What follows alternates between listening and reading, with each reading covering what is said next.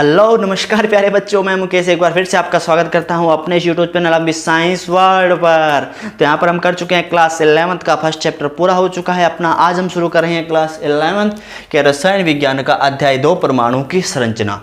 परमाणु की संरचना के बारे में हम पढ़ेंगे, लेकिन जो आज की हमारी ये क्लास है वह रहने वाली है स्पेशली इंट्रोडक्शन क्लास। जी हाँ, इसमें ज़्यादातर हम परमाणु के इसके बारे में कुछ जानकारी या विस्तार से प्राप्त नहीं करने वाले हैं। ये क्लास हमारी एक छोटी सी इंट्रोडक्शन क्लास रहने वाली है, जिसमें हम छोटा छोटा जानेंगे कि परमाणु होता क्या है, किस तरह से परमाणु का नाम किया गया, किस तरह से परमाणु की खोज की गई। इसी तरह से हम इसके बारे में छोटी बहुत जानकारी इस क्लास में प्राप्त करेंगे, ताकि जब हम चैप्टर को पढ़ें तो हमें पता हो कि परमाणु होता क्या है। तो नाम देखें यहाँ पर, परमाणु हम ले रहे हैं परमाणु को। जो परमाणु है उसकी उत्पत्ति कैसी हुई, परमाणु शब्द की उत्पत्ति कैसी हुई, तो जो एक ग्रीक शब्द होता है एटॉमी, क्या होता है एटॉमी। तो जो एटॉमी है उसका जब क्या गया मतलब बनता है अविभाज्य। क्या बनता है अविभाज्य। एटॉमी शब्द बना उसका मतलब होता है अविभाज्य।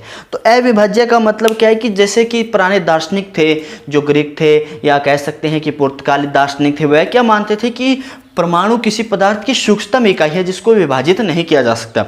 जैसे उदाहरण के रूप में मार्कर को लेते हैं, जो मेरे हाथ में मार्कर है, हम क्या कहते हैं छोटे छोटे परमाणुओं से मिलकर बना हुआ है, अणुओं से मिलकर बना हुआ। यही कहते हैं ना कि छोटे अणु या परमाणु से मिलकर बना। अणु किससे बनता है, परमाणुओं से मिलकर अणु का निर्माण होता है, लेकिन ऐसी कोई भी डेफिनेशन नहीं दी गई कि इन सभी से मिलकर के परमाणु का निर्माण होता है। पहले की बात करें, आधुनिक समय में जैसे जैसे हम बढ़े तो इस प्रकार की बहुत से जो इसे विभाजित किया जाना संभव हो सका, लेकिन पहले के दार्शनिक यही समझते थे। तो अब यहाँ पे यही बात आती कि इन्होंने क्या समझा कि परमाणु मतलब अविभाज्य, उसे तोड़ नहीं सकते आप। लेकिन जैसे जैसे आधुनिक समय आया, जब हम बात करते हैं, पिछले चैप्टर में हम याद करते हैं हमने पढ़ा था डाल्टन का परमाणु सिद्धांत। हमने अच्छे से पीछे वाली क्लास में या पीछे वाले चैप्टर में पढ़ा था। अगर आपको पहला चैप्टर पढ़ना है तो आपको चैनल की प्लेलिस्ट में पहले चैप्टर का प्लेलिस्ट मिल जाएगी, वहां पर जाकर आप अच्छे से पढ़ सकते हैं।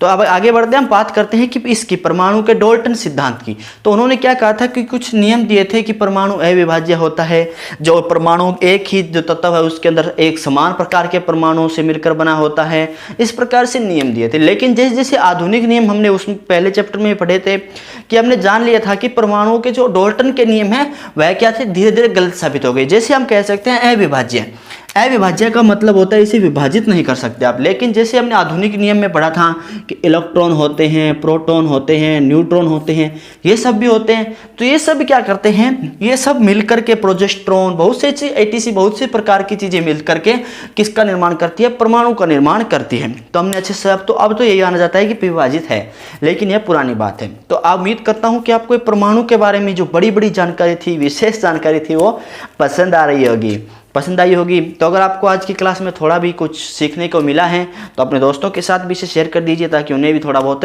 सीखने को मिले। इसकी विस्तार से क्लासेज है वो अगली कल से हम क्लासेस कंटिन्यू करने वाले हैं, अगले चैप्टर को अब अच्छे से पढ़ने वाले हैं। तो मिलते हैं आगे वाली वीडियो में, तब तक के लिए गुड बाय, टेक केयर, जय हिंद।